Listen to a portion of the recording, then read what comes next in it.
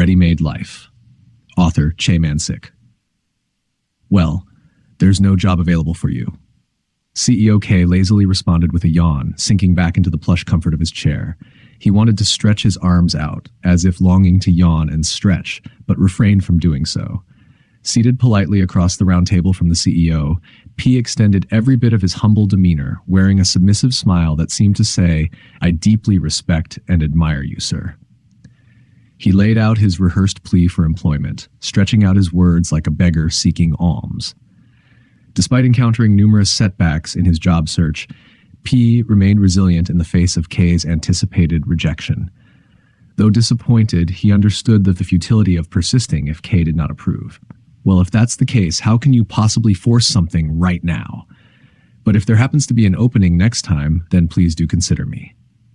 Having said this, P turned his face towards K, whom he had avoided making direct eye contact with until now, casting him a cautious glance. However, K shook his head from side to side and responded with the same yawning mixed answer as before. A possibility of an opening in the future? It's not only rare, sometimes vacancies do arise, but I understand there might be numerous qualified candidates in line. P remained silent, bowing his head. It was clear that the conversation had reached its conclusion. There was nothing left to do but bid farewell and leave. With no other options left, he should simply stand up, acknowledge the situation politely with a "yes, I understand," and leave. However, the thought of doing so felt uncomfortable compared to the subtle hopes he had been holding on to until now. Knowing this, he pretended to be disappointed and remained seated for a moment longer. Things are really serious these days. Seeing P disheartened, the CEO, knowing it didn't cost him anything, carefully shared his concern. It's unfortunate to see such talented young individuals struggling to find work. Internally, P scoffed but remained silent. Assured that P wouldn't press further, the CEO abandoned his previous dismissive attitude and instead retrieved a lecture he had stored away, ready to impart wisdom to the youth, one piece at a time. However, as I always say, struggling solely for employment isn't the only option. Rather than seeking a wage-based urban lifestyle, consider returning to rural areas. Returning to the countryside? What would you do there? P interjected abruptly, wanting to stir up an argument since his job search had already failed. Ha! That's nonsense. Korea is an agricultural country with farmers making up a significant portion of the population. So, you can say that Korea's issues are essentially rural issues. There's just so much work to be done in the countryside right now. I'm not quite sure I understand. It doesn't seem like there might be things for people like us to do in rural areas. Impossible. Let's say, the CEO stuttered and ultimately couldn't provide a response. It wasn't unreasonable. Encouraging knowledgeable young job seekers to return to the countryside and engage in rural businesses, and suggesting creating new tasks for them later, was not based on any practical or theoretical foundation rooted in reality. It was merely a vague notion prompted by the abundance of job seekers from the educated class, a generic, go back to the countryside and create jobs sentiment. Therefore, there wasn't a concrete plan in place. It was a means often employed as both a gesture and a method to drive away job seekers. Thus far, most individuals had simply nodded along to this vague sermon and retreated. But today, with P, it wasn't so simple. He needed to provide a more concrete explanation. So, he found himself scrambling for ideas, grasping at anything that came to mind. For instance, illiteracy eradication campaigns. Some farmers don't even know how to read or write, and there are also movements for improving living conditions with devotion. With devotion? Yes, you must be devoted if you're going to do it. But how can you be devoted to such ventures? If one is struggling to find employment because they need to eat, would they really be concerned with such rural projects? That's a flawed mindset. It's selfish to have resources to sustain yourself and not work for the betterment of society. P silently chuckled as he watched K-CEO's excuses. However, in today's Korean countryside, rather than welcoming campaigns for literacy or improvements in living conditions, graduates from prestigious universities or colleges are more likely to cause headaches. Farmers aren't ignorant or culturally backward, and the root cause of their hardships isn't their lack of knowledge. It's not that they don't know how to improve their lives. So, can we expect all of Korea's educated youth to become such altruists? Something either works or it doesn't, right? Well, that's because altruism is just an idealistic concept. Haha. Then P, are you an exist? I've been labeled inaccurately. A true Tsamidsinist wouldn't even bother with a job search like this. No way. How could you advocate for such radical ideologies? If you don't want to return to the countryside, gather some like-minded individuals in Seoul or wherever and start something. Start a newspaper if there's a shortage, or perhaps a magazine, or get involved in profitable ventures. Isn't that much better than job hunting? I understand the theory, but who's going to fund it?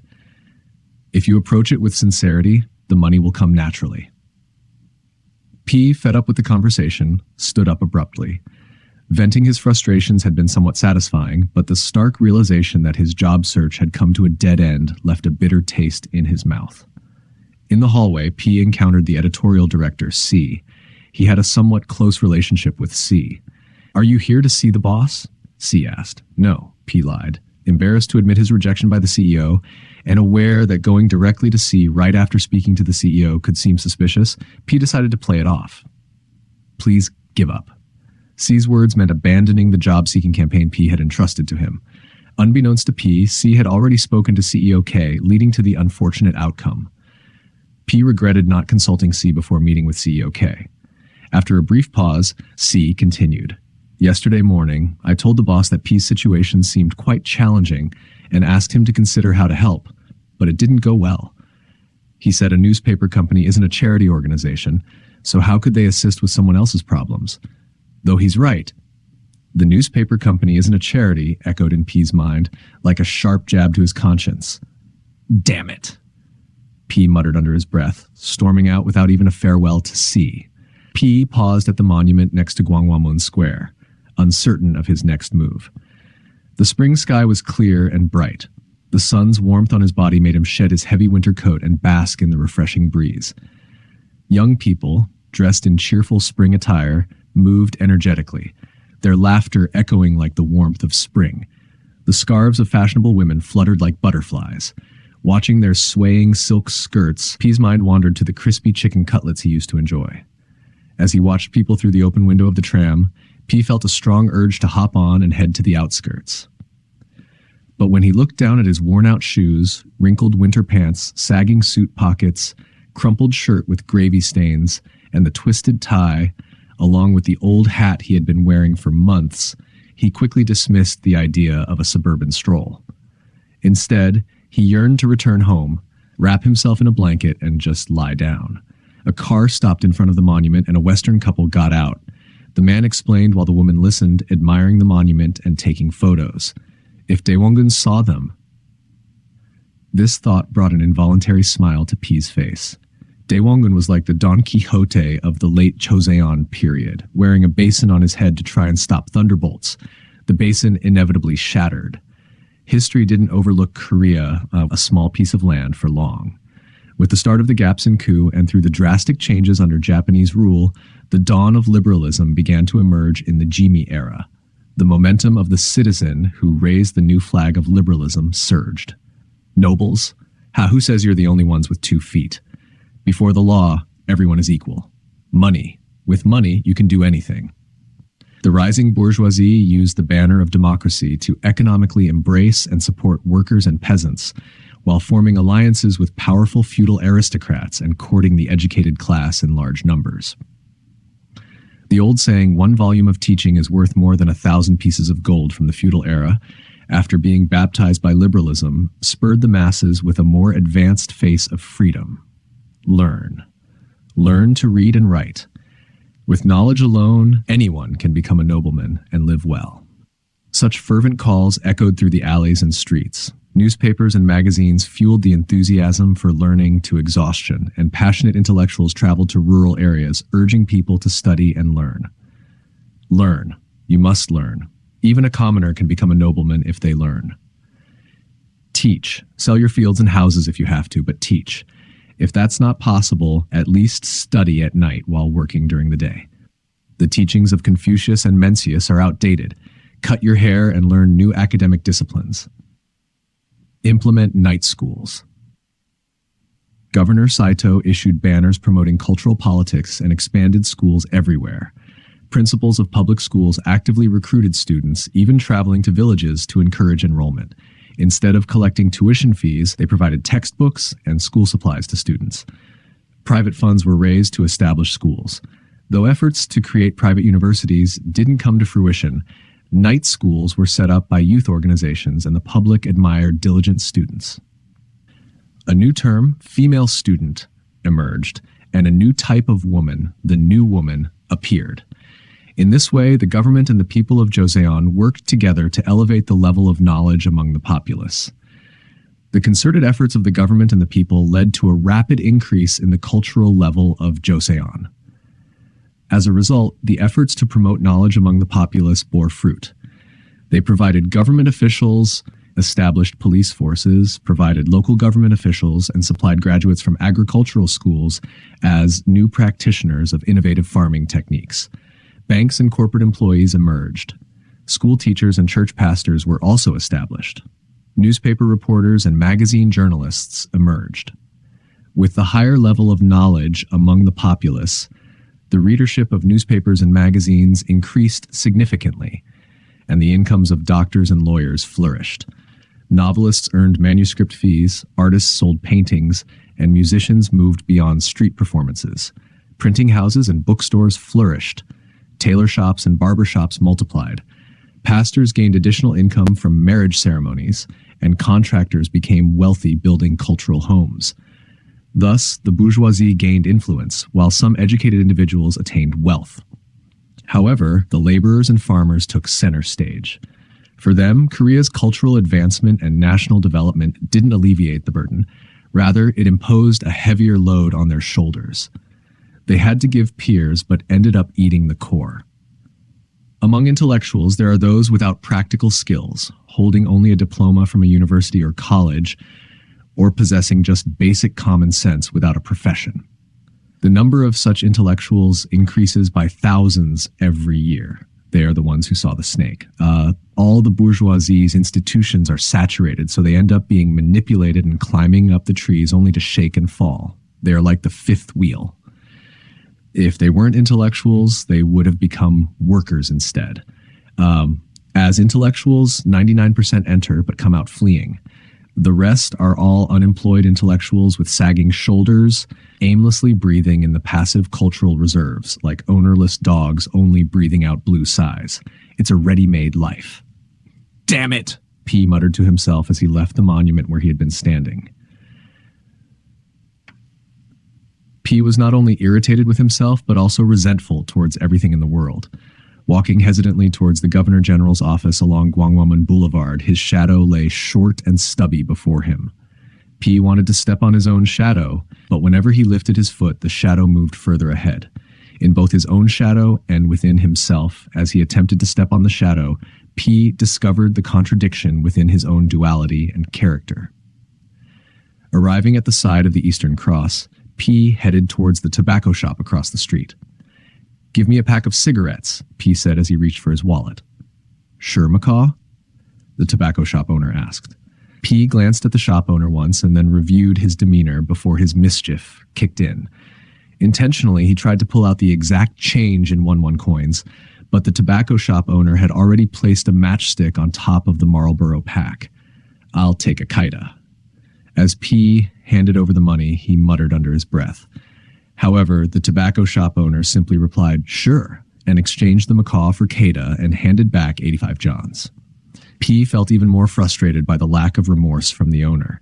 He took out a kaida cigarette, lit it, and crossed the street back to the alley leading to the stream. Now, all that remained in his pocket was just 3 ones and a few coins. The leftover from the 4 ones he received after leaving his winter coat at the pawn shop just the other day. He was behind on 2 months' rent and electricity bills. He wanted to use the 3 ones to pay 1 month's rent and the 1 for a month's worth of electricity, but then he would only have enough left to buy soup or pancakes, which wouldn't last a day. So he decided to keep the money as it was. Over the next 2 days, nearly all of the 1 had been spent, mostly on unnecessary Keita's cigarettes, leaving him with just 3 ones. preached into his pocket, feeling the remaining 3 ones and a few coins. With his left hand, he counted out the 3 ones, multiplying them in his mind. 6 ones, 12 ones, 24 ones, 48 ones, 96 ones, 192 ones, 8 ones, short of 200 ones, 400 ones, 800 ones, 1,600 ones, 3,200 ones, 6,400 ones, 12,800 ones. Discarding the 800 ones, he was left with 24,000 ones, 48,000 ones, 96,000 ones, 192,000 ones, 384,000 ones, 768,000 ones, 1,536,000 ones. If he multiplied 3 ones by 18 times, it would amount to 150,000 ones. Just having 150,000 ones. With this thought, he shrugged his shoulders. Multiplying 3 1 by 18 times would easily net him 150,000 won. If only he had that amount, he could invest 1,000,000 won to publish a 16-page newspaper and be the first witness to the K Company president's wailing expression. However, even if he only had 50,000 won, or 10,000 won, or just 1,500 won, or even just 15 won, he could manage to pay the rent and electricity for a month. P sighed. Just 1 month? What about after that? Still, he needed some hundreds, no, thousands, or even tens of thousands of won. As usual, P repeated these absurd thoughts. Lately, he had begun to resent getting a job because even if he did, the monthly salary would only be 50 or 60 won. Living on that wouldn't bring any real joy. Suppose he worked hard, saved money, bought a house, got married, climbed the corporate ladder to the rank of manager or superintendent, and thus stabilized his life. He wouldn't face the same difficulties as now. But P still harbored youthful ambitions and wanted to avoid such settled stability or aimless living. He desired a more noticeable, enjoyable, and free life. Of course, if someone offered him 31 a month to work, he would pounce on it like a starving dog on meat. But deep down, he would be resentful and would be making other plans. As P climbed up to Samcheong-dong and reached the gate of Gyeonchun-mun, he saw a woman coming down from the other side, dressed neatly. She was a woman whom P occasionally ran into, perhaps a resident near Samcheong-dong. Though P pretended not to pay much attention to her whenever they met, he actually observed her closely, secretly wishing for some romantic involvement. What captivated him the most was her round face with features not overly pronounced, and her gentle curves which matched the contours of her face. The woman, dressed in a worn-out suit, approached cautiously, as if she recognized P even from afar, her maidenly figure gliding gracefully along the path. P, with his head held high and staring straight ahead, secretly wondered, what if this woman comes up to me now and whispers sweet words of courtship? What if she leans in for a hug? What would I do? As he entertained these thoughts with a smirk, the woman had already passed by. What's the use of that? Woman, I'm not interested. Why do you bother me? Then I'll kick her off. P shrugged his shoulders. He returned to his room at the top of Samcheong-dong, a rented room rather than a proper house. Being alone far away from his hometown, P would have stayed at the boarding house as usual, but fearing that the rent might fall behind and the landlord would come pestering for it, P had opted to rent a room. His meals varied depending on the money he had, ranging from hotteok to solyongtang to department store lunches. Sometimes he skipped meals altogether when money was tight and there were no usual options. Since the sun doesn't shine on this corner room, even in winter, mold grew on the bedding and dust accumulated on the floor, left untouched for days. Standing in the middle of the room, not even bothering to sit down properly, he heard the sound of the landlord opening the main door and coughing. Realized that the rent was overdue and felt anxious. However, the landlord handed him a letter before mentioning the rent. It was from his brother back in his hometown. After tearing open and reading the letter, P let out a sigh as if exhaling all the air from his lungs. Then he ripped the letter to shreds. The contents of the letter were about P's son. P had a son named Chang Seon from his previous marriage with his ex-wife. This year, Chang Seon turned 9. When he divorced his wife, she had decided that if she could at least have custody of her son, she would find solace in raising him alone in this lonely world. She had resolved to ensure that her son received an education at least until middle school. If he had done so, P would have been somewhat relieved. However, he did not.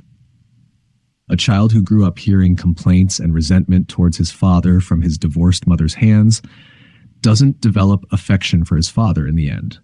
P didn't necessarily want to find his son, but he expected that when he grew up, he would come looking for his father. However, by then, P would already be old. And if his child, who grew up hearing that he was a father who abandoned his mother in the past, came to him boasting arrogantly, it would be unbearable to endure. With these thoughts in mind, P didn't give up Changson. However, after taking him away, he realized that he was only 4 years old and couldn't support him by himself. So he reluctantly left him with his older brother and returned to Seoul. He promised to bring him to Seoul when it was time for him to attend regular school, elementary school. P's brother enrolled his nephew in elementary school last year. However, due to their extreme poverty, they couldn't afford the meager monthly fee and tuition, so they had to withdraw him from school halfway through. When he initially informed P of his plan to enroll the child, P suggested that rather than focusing on academics, it would be better to put him to work from a young age. However, due to family obligations and pride, P's brother couldn't bring himself to have the child work. Instead, he had been writing to P since last year, asking him to take the child and provide him with education as his father. As the enrollment period approached this year, P's brother wrote to him again.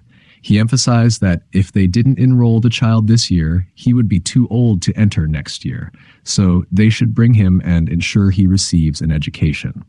The sight of the little child suffering from starvation while envying other children attending school was too heartbreaking to bear. He concluded his letter with the following words. P crumpled the torn letter and tossed it into a corner of the room, letting out a heavy sigh. Now he was faced with the unavoidable task of taking his child with him. He couldn't evade it any longer. His mind wrestled with what to do next, overshadowed by resentment towards his brother. His resentment wasn't solely about sending his son after him, but rather the burden of providing an education. Whether in Seoul or the countryside, if it meant hardship for his child, P preferred him to start working early on the farm. It would have been more practical for P in many respects. Humph, such pretense! Education! Even if it costs me my life, I won't turn him into an intellectual, P muttered to himself. Is that a letter from home? What's troubling you? The elderly man in the living room inquired with concern. No, it's nothing, P replied reluctantly. It must be something troubling you, the old woman persisted, searching for something to discuss. It's all because of poverty. It's all because a young and intelligent person like you is struggling with poverty.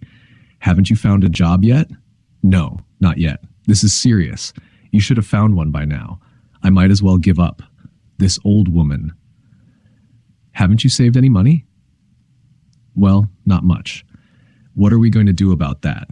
Today, we have to pay the water and electricity bills. It's going to be quite a struggle. Let's postpone it a little longer. Surely, I'll give you the rent, P suggested. It doesn't matter. I know there won't be any problem, but I've been short on money lately, the elderly woman replied. P let the old woman continue chattering and contemplated quietly. Back when he rented a room from an acquaintance, he could fall behind on payments for 2 or 3 months without pressure.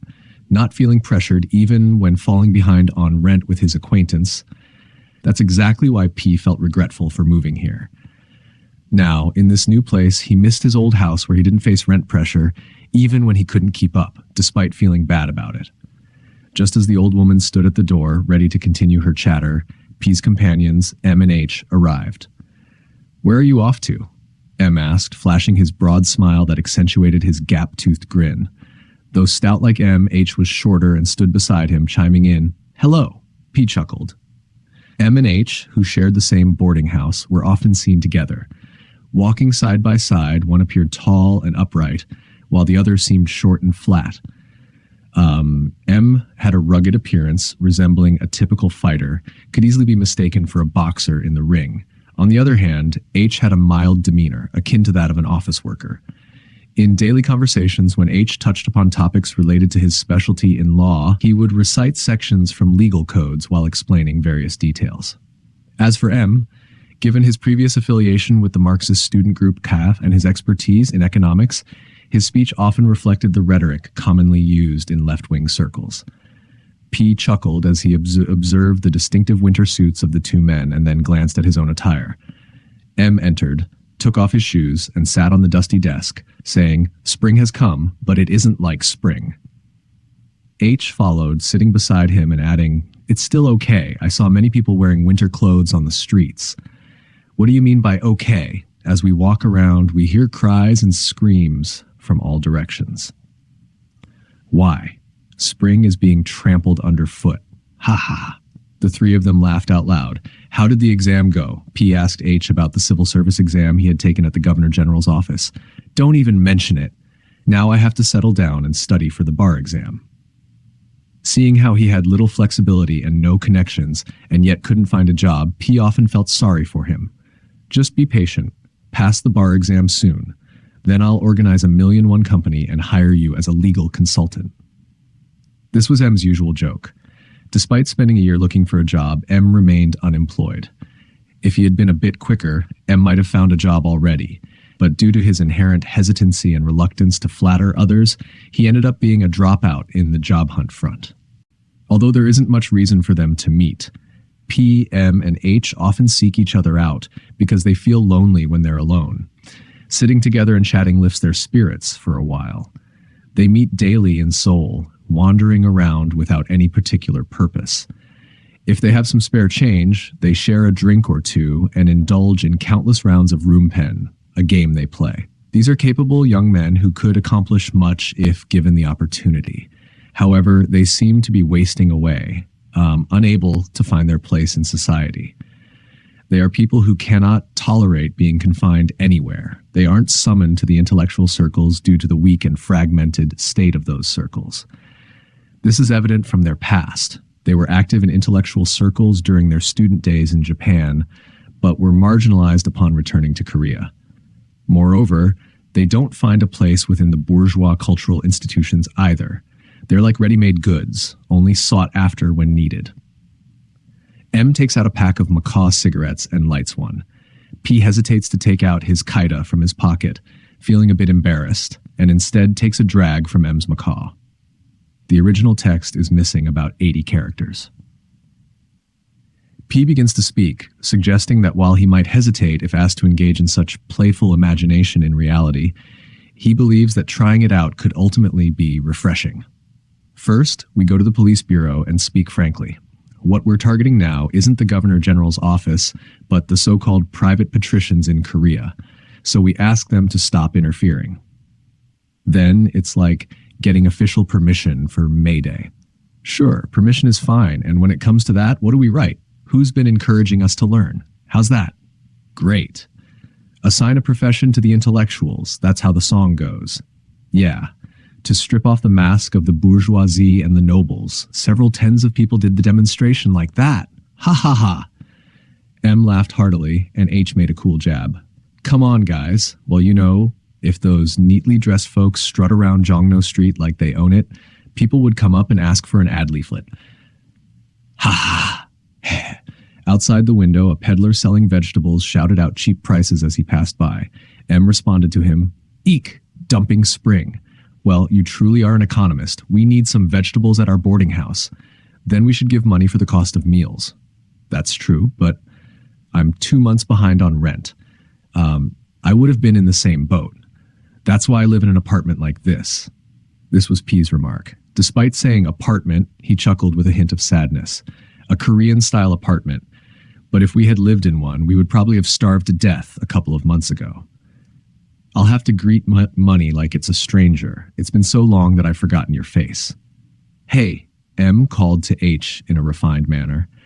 Has it been a while since you've seen money? Yeah. There's a good idea. What? Send some books to a pawn shop. I don't want to. You should take a look at the money, look at it, then have a drink with it. Now that we're talking about drinks, it wouldn't hurt to drink a lot of alcohol and do some mischief these days.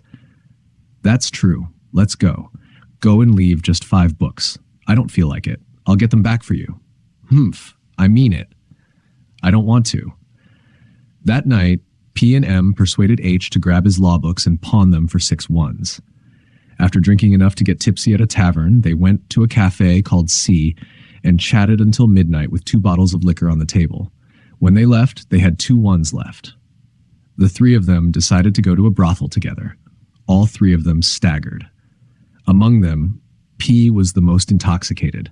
They entered a shabby brothel as if they were entering a familiar place.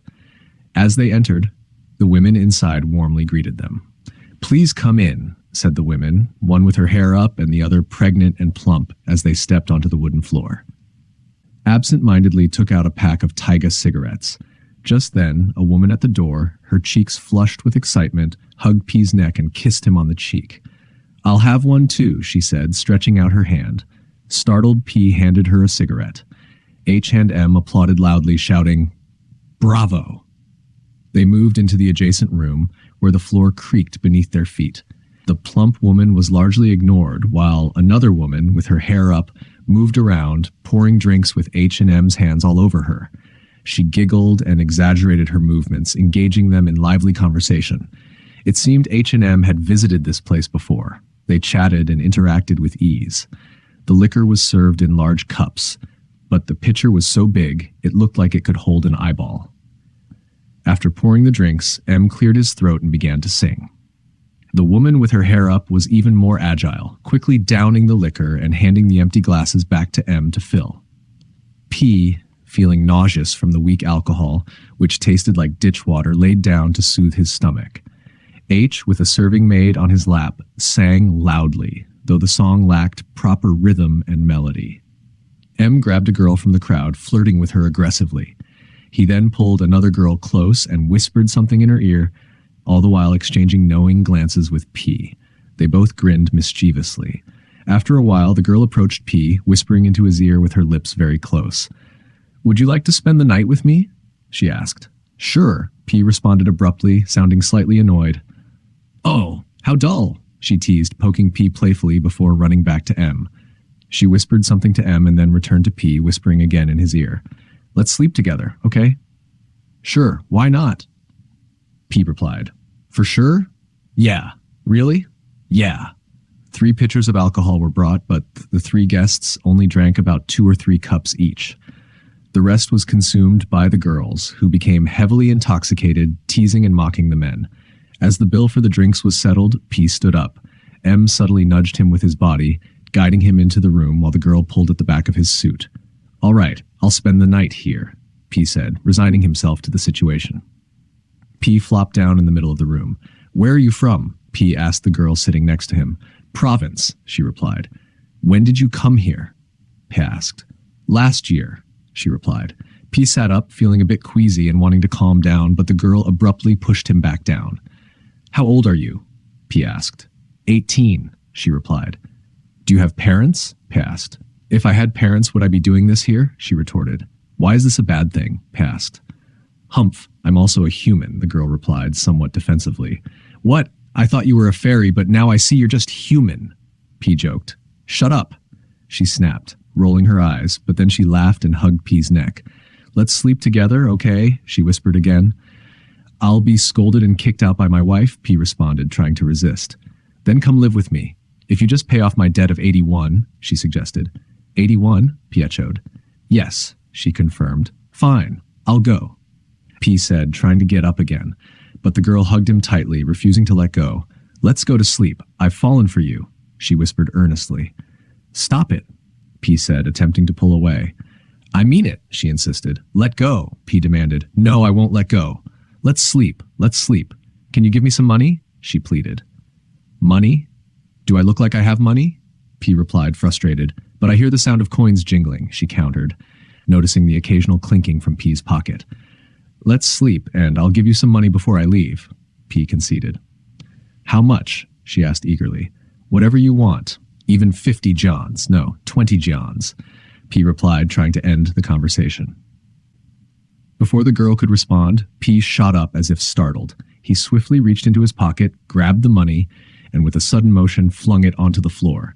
2 1-1 bills and some copper coins scattered loudly across the floor. "Damn this money," P exclaimed, throwing it away before darting out. Tears filled his eyes as he left. P was not an innocent man. He got married at 14, which felt like a childhood prank, and during his time in Tokyo, he lived with a woman.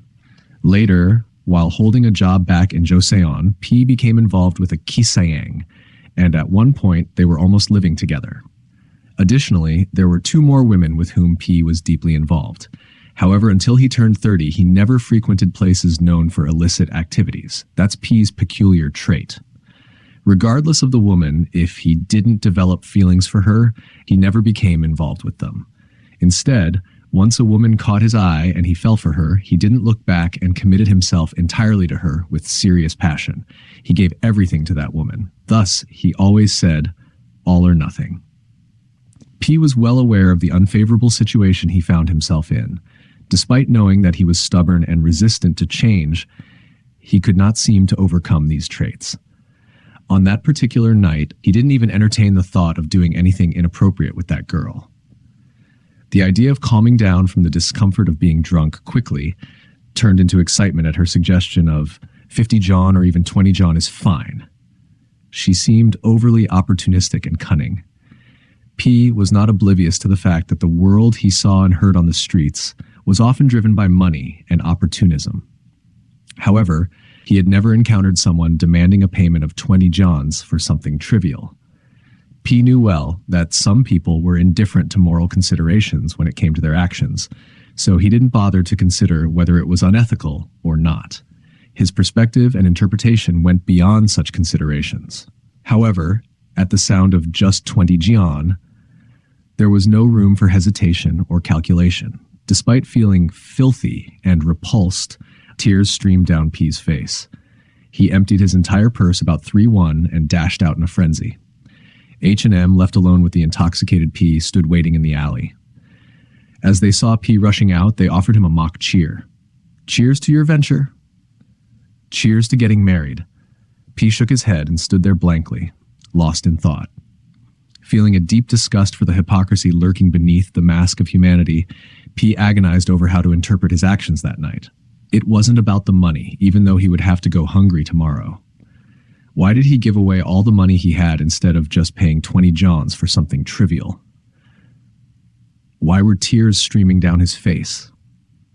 P's head was pounding and his stomach churned, making it impossible for him to gather his thoughts.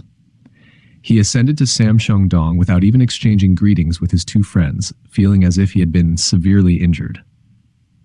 All he wanted was to lie down quickly and forget everything. Despite the messy and cluttered surroundings, his own bed felt welcoming, especially when his body was in distress. Without even attempting to undress from his ragged suit, P buried himself in the bedding that had been left unfolded. As he lay down, the drunkenness intensified, causing him to forget about undressing and fall asleep on the spot. When he eventually woke up, tormented by thirst, it felt like his throat was parched. There was no water. The thought of not being able to drink made his throat even drier. He couldn't guess what time of night it was. The lights were still on. There were no sounds of footsteps from people passing by outside. No sounds of trams passing by, only occasionally the distant honking of a car horn sounding like it was from another world. If it hadn't been so late, he might have knocked on the locked front door to ask the elderly owner for water, but it felt too late for that now. Besides, he had probably already paid the rent or something similar. It would be too embarrassing to face him now. P strained his ears, hoping to hear the squeaking sound of the water vendor's jug, but there was no sound to be heard. His throat grew even drier. His lips were parched, his mouth devoid of moisture, and his throat felt as dry as if it were crackling, and it seemed like even his intestines were drying up. P felt like he was going crazy. Before his eyes, the flowing blue Han River seemed to shimmer and sparkle, and he could almost see the gushing spout of a water jug. P had experienced many bouts of hunger, but this was the first time he had ever been so desperately thirsty. While hunger made his stomach empty and his energy drain away, extreme thirst made him feel like he might go mad and start jumping around wildly. If he were to climb up to the top of Samcheong-dong, there might be water from the mountain valleys and wells. However, on this dark night, it would be impossible to see where anything was, and there would likely be no dipper at the well either. He endured for a few hours, barely managing to hold himself together. Though in reality, it was probably less than an hour, it felt like an eternity to P. Finally, he heard the squeaking sound of a water jug, and he hurriedly ran towards the source of the water. Without bothering to explain his situation, he clung to the gushing spout of the water jug and drank as much cold water as he could.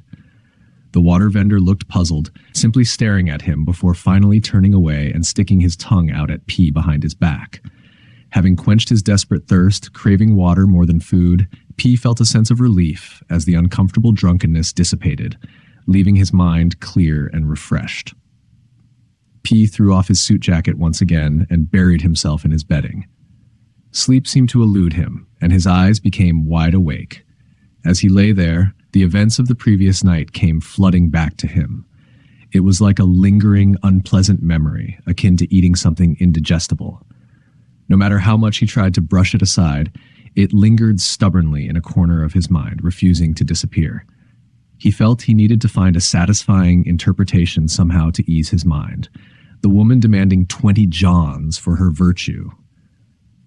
Just as there are women in the world who, having lost their virtue, would rather die than live, there are also women who say, even 20 Johns is fine. If a woman's virtue is deemed so noble that she would take her own life upon losing it, how can we explain the fact that there are women willing to sell it for a mere 20 Johns? What can explain the fact that while there are women willing to sell their virtue for 20 jeans, there are others who would take their own lives because of losing their virtue? Neither of these women can be considered possessors of a sound conscience. However, if we were to judge, it would be easier to condemn the woman who took her life because her virtue was taken, rather than the one who says, I'll sell it for 20 Johns. She's been a prostitute since the age of 16, rolling in drinks for the past 3 years. She probably never acquired any stale moral principles or a proper outlook on life from anyone at any time. Sitting with a glass of alcohol in hand, she'll gladly offer more drinks to any customer who comes in, even if it's just to help boost the owner's income by a penny and earn some praise. When a customer says, "You're a pretty lady," how about she'll comply, even if it's just for a quick encounter, just to earn a penny, no matter how small the amount. Even if someone were to tell her not to engage in such activities, it's unlikely that she ever had anyone to teach her that it's wrong. In fact, most prostitutes appear to have a semblance of morality or conscience, but in reality, it's often nothing more than a facade. For them, it's a form of labor that provides a sense of legitimacy. Therefore, feeling pity or sympathy for them is merely an empty gesture. In today's world, there isn't a clear standard of sexual morality. This confusion arises from the mixture of various historical and cultural influences in a single generation. Consequently, it's impossible to judge the morality of a woman's actions in a uniform manner. For a woman who values herself at 20 geons or less for a night, she lacks the same moral compass as others, so she doesn't feel any sadness for her own degradation, nor does she require pity or sympathy. She is by no means a pitiable person. Even if we talk about the love of Jesus, no matter how great and broad that love may be, it's directed towards the pitiful and the sinful.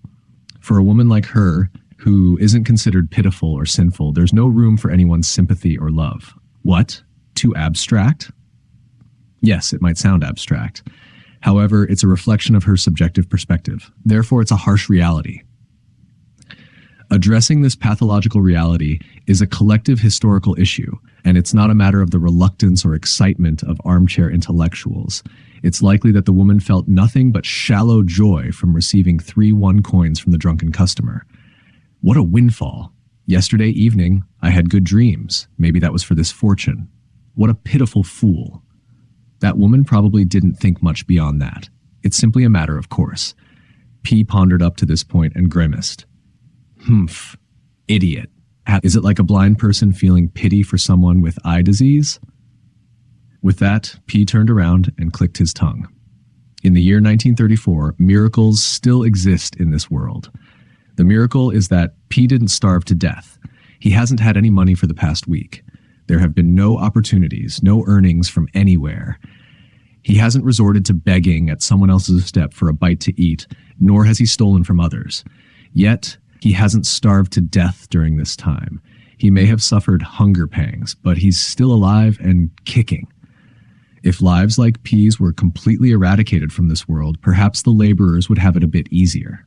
If P had been a laborer instead of an intellectual aspiring to bourgeois ideals, he might have become a beggar or resorted to desperate measures during this time.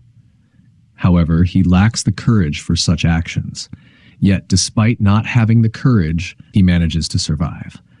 However, what's even more burdensome for him than death itself is that he is never granted even a moment of relief from his troubles. Yesterday, P received a letter stating that his son, Chang Xion, was being sent away. Today, another message informed him that Chang Sun would be arriving at Seoul Station the next morning. Upon hearing this, P seemed to lose his composure momentarily, scrambling to gather money. By sunset, he had managed to scrape together 15 won. On his way back from buying household items like pots, pans, and spoons in Jongno, P visited the typesetting manager at XX Printing Office, a man he knew from his previous job at a magazine company. P pleaded with A, the typesetting manager, to take in a child to teach him the trade, emphasizing that he didn't need a salary, just an opportunity for the child to learn.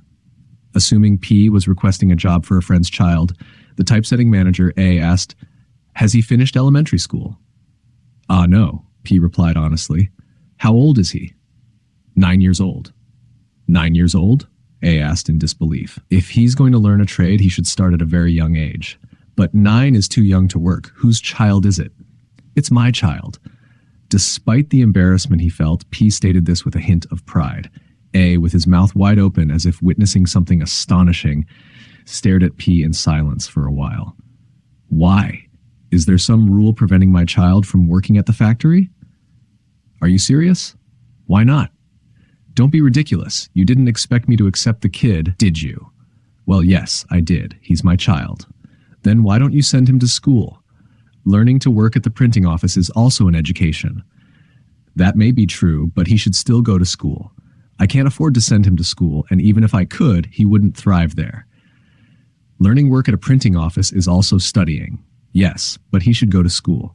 I can't afford to send him to school, and even if I could, he wouldn't fit in. This is unbelievable. We, who understand the importance of education, struggle to educate our children despite hardships. Yet, someone like you who knows its value won't send your child to school? I went to school and I found it useless. That's why I want my child to learn something different. If that's your reasoning, considering it's like working with my child, I'll teach him well, but he's too young for such responsibility. That may be, but it's what I need. With that, P left the printing office after a polite exchange. Feeling as though a heavy burden had been lifted, he bought a bag of rice and several cabbages on his way home. Spending around 5 won in total, he handed 6 won to the landlord, who was overjoyed. Finally, he gave her the cabbages he had bought and asked her to make kimchi. The old woman happily agreed, saying she would gladly help with pickled radish and soybean paste, appreciating that P was taking care of his child alone. The next morning, P woke up unexpectedly early and clumsily cooked rice on a stove before heading to the station. Having received a letter from his brother mentioning that someone named S from their hometown was coming up to Seoul, P was looking for S, who seemed more familiar to him than his own son, Changseon. As the train clattered and halted at the platform, S emerged, guiding Changseon off the train amidst the crowd of disembarking passengers. Dressed in a jet-black suit, wearing a student hat adorned with a badge, and carrying a bag, the child stepped out of the car. Recognizing the child as his own, P felt a flush of mixed emotions and a twinge of sorrow. S, with bags in both hands, approached P eagerly and greeted him. Changseon took off his hat and saluted in a formal, school-like manner. Observing him closely, P noticed that Changseon resembled his mother even more than he did when he was 4. This realization greatly displeased P. S, burdened with luggage, greeted P warmly. Changseon removed his hat and gave a polite salute. Looking at S's face closely, P was struck by how much he resembled a relative, even more than he did at the age of 4. This greatly displeased P. "Did you have a good journey?" S greeted. "It was just all right." You went to a lot of trouble bringing unnecessary baggage. P replied, showing a hint of appreciation along with his greeting. Don't mention it. Despite his young age, he seems quite mature. Do you think I would recognize his father? Sassed, smiling at Changson. Changson lowered his head shyly, not saying a word in response. P then led S and Changseon up the stairs to the sky bridge. Suddenly, Changseon's maternal grandmother sent these suits and rice cakes. She even came all the way to your place. She wanted to say goodbye when I left yesterday, and she accompanied me to the station and conveyed various words to you. S continued to relay stories that P wasn't particularly interested in hearing. Old resentments stirred in his heart. It's all unnecessary worrying. I'll take care of my child as I see fit. But the elderly often behave like that. Being alone in a strange place can be uncomfortable in itself. She asked you to send him to her if you're uncomfortable having him around. That's completely unnecessary. What does my child have to do with their household? If I wanted to send him to them, I would have done so already. P was even more angered knowing that it was all orchestrated by his estranged wife. He wanted to react in anger, feeling like discarding the suit the child had worn, but he held back. Early the next morning, P embarked on a life he had never experienced before. On the night of Changseon's arrival, he slept soundly downstairs. Experiencing an unfamiliar fondness for him, P envisioned Changseon dreaming alone and feeling lonely. The following morning, with reluctance, P escorted Changseon to the printing office and entrusted him to A. Under his breath, P muttered, "Finally, A Ready-Made Life has found a buyer." Published in 1934,